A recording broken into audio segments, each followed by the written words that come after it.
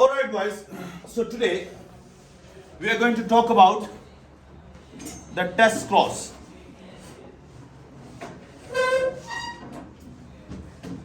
The question is, what is a test clause?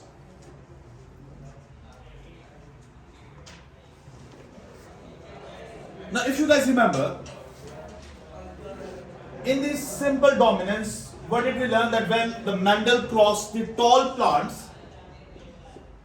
with the short plants in F1 generation, he got all tall. Do you remember or not? Yeah. Right? Then what did the Mendel do? He crossed F1 with F1, mean he crossed tall with the tall, right? And in this response, he got tall and short both. And out of these, 3 were tall and 1 was short. Do you remember this Yes. or not? Now, when we made the Punnett scale, at that time, we could see that out of these 3 talls, 1 was homozygous, means that it was capital T, and 2 were heterozygous. It means they were capital T, small t. Now, this capital T, small t, we could only see in the Punnett scale. But if we look at this tall plant, can we tell by looking at them that whether it is homozygous or heterozygous? Answer is no. We cannot tell whether the plant under observation, which is tall, is homozygous or heterozygous. But as a scientist, this is our nature, that we want to find out what does the organism which is under observation looks like and what is its genotype, right? Now, the tall plants of F2, they can be homozygous, means capital T, or it can be heterozygous, which is capital T, small t. Right guys? Now we want to find out which one is it. Is it homozygous or heterozygous? For that purpose, there is a test which is called as test cross. Now, we will find out how to perform the test cross. I will tell you its definition, how we perform it, and we will make rules which will be applicable to all the people, all the organisms of F2 which will have dominant trait, right? And we can, if you see those rules are being followed, we can simply tell whether the organism under observation is homozygous or heterozygous. Now, how to perform a test cross? So what do we do in the test cross? We take organism under observation. Now in this case, organism under observation is what? A tall plant, right? And what do? Organism under observation is crossed with its homozygous recessive parent. Now, this is organism under observation. And what will be homozygous recessive parent? Who will tell me? Very good. Obviously, a short plant. Now, I told you, a short plant or an organism which is homozygous recessive. No. Sir Kashif is calling. He'll come later, after this class. After this class. So what is this? Recessive, short. So what I was saying, that an organism that is recessive, which has recessive trait and showing itself, will always be homozygous, right? And it is always be for this trait, it will be small t, right? Now, this tall, it can be capital T, or it can be capital T, small t. So there are two scenarios. There are two scenarios. In both scenarios, what will be the result we are going to see. So let's check the first scenario. And we are supposing, let's suppose that organism under observation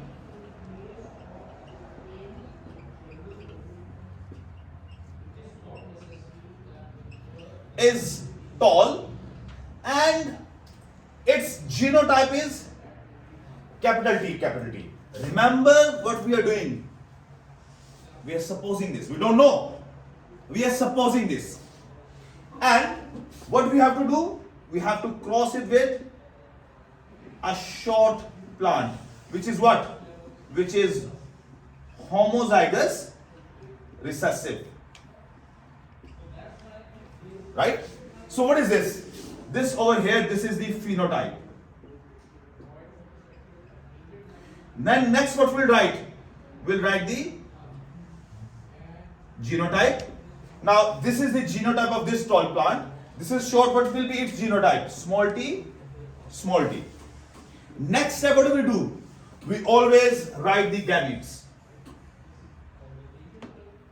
So I have taught you, whenever we write the gametes, we always circle them. So capital T circle, small t circle, small t circle. Next step, what do we do? We make the Punnett square. Let me save some space to make the Punnett square over here so that we can write the rule which will derive from this scenario. Okay? Now,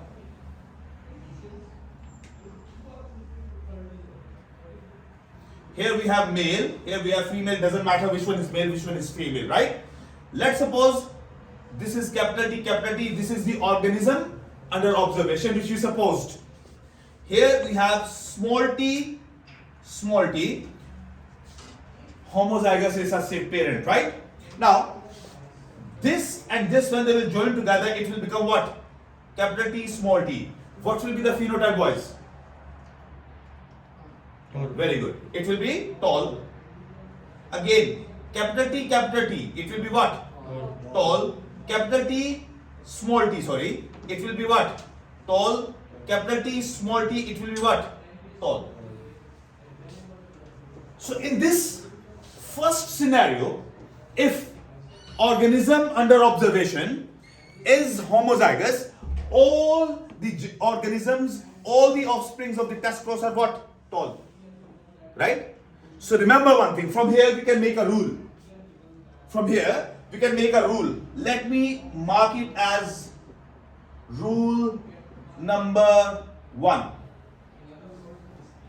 If in result of test cross, all the offsprings are with dominant trait, it means organism under observation was homozygous. Right? Look here. It was homozygous, right? And when it is crossed with the homozygous recessive parent, all the offsprings we got in the test cross, they are what? They are tall. They are of dominant trait. So the rule becomes that if all offsprings of a test cross are of dominant trait, then organism under observation is homozygous. Understood, everyone? You will understand it more when we will go for the second scenario. Now, let's check the second scenario.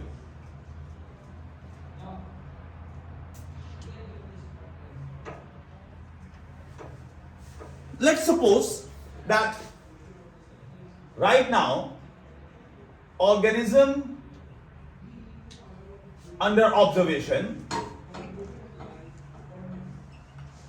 is again tall, but let's suppose, now again remember that what we are doing, we are supposing that it is capital T small t, right?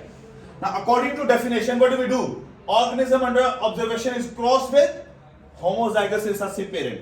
So what we'll do, we'll cross it with homozygous recessive parent, and that is what? That is short. And what will be its genotype? Small t, small t.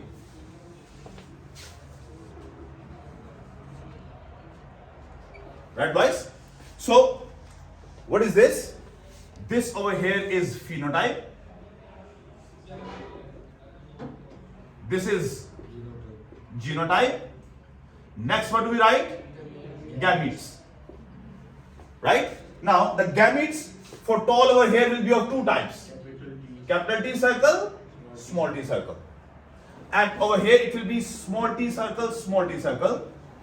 Right? Now what do? We make the Punnett scale. We have enough space over here. That's why I'm using this space. Now, male, female. Let's suppose capital T, small t over here, and small t and small t over here. Right? Now, this capital T and this small t, they will join together to make capital T, small t. What will be the phenotype, boys? Very good. It will be tall. Small t and small t, they will join together to make what? Very good. Short. Now, capital T and small t, what is it? Tall. And small t and small t, they will join to make what? Short. Very good. Now, we get the ratio. Tall, ratio, short. We have two tall and two short, and we simplify it, becomes 1:1. Or in other words, we can say that the 50% of the offsprings, they are tall and 50% are short. So here, by looking at this genetic diagram, we can make the second rule. We can make the second rule. So what will be the second rule? Let's write it down.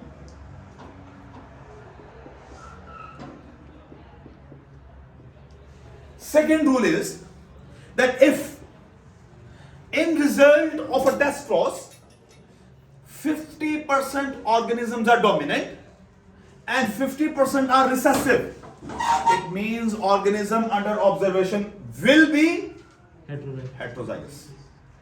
Understood, boys? So let me write it down, that if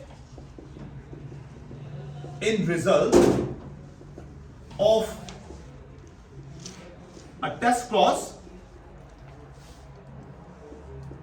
50% of offsprings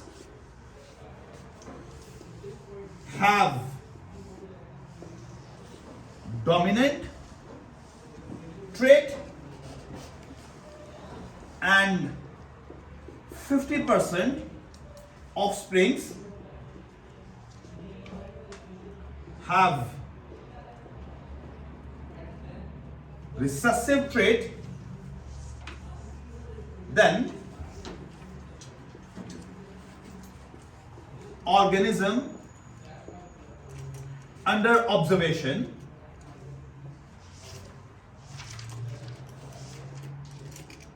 will be heterozygous. Understood, everyone? So this is how, with the help of a test cross, we can tell easily that whether an organism which we are looking at is homozygous or heterozygous. Understood? Now let me give you one example.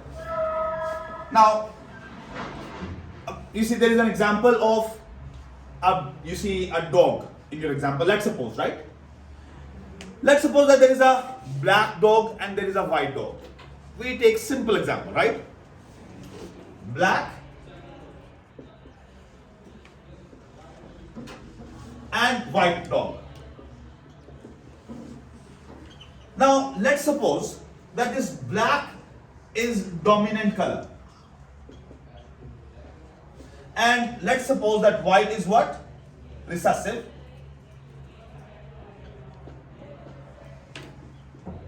Now how we will know that the black is dominant and white is recessive?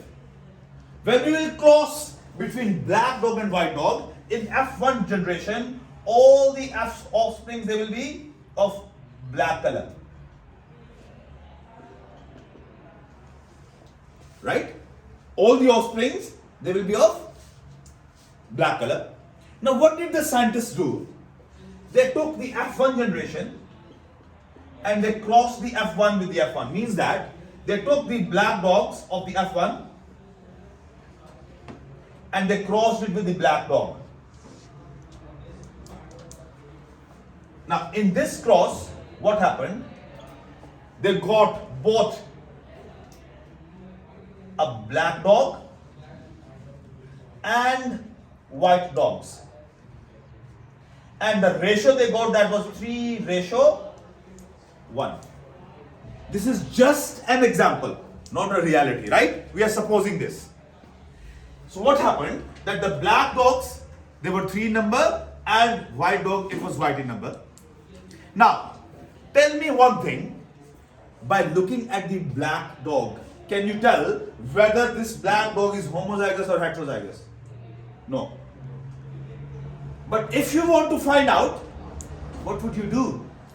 You will cross it with white dog, right? If what do you get? All the dogs you get, that will be black color. It means that the dog which was you observing is homozygous. Understand? And if after the test cross, half of the test cross offsprings, they are black and half are white, it means that the organism under observation, the black dog which you are looking at or observing, is heterozygous. Now I want you all to do this test cross. Now first of all, I want you guys to write these phenotypes, write their genotypes, write the gametes, and make the test, this simple cross for the F1 generation. Then I want you to do this cross for the F1 and give me this 3:1 ratio. And then I want you guys to do this test cross as well by supposing this one and that's this one and show me the results.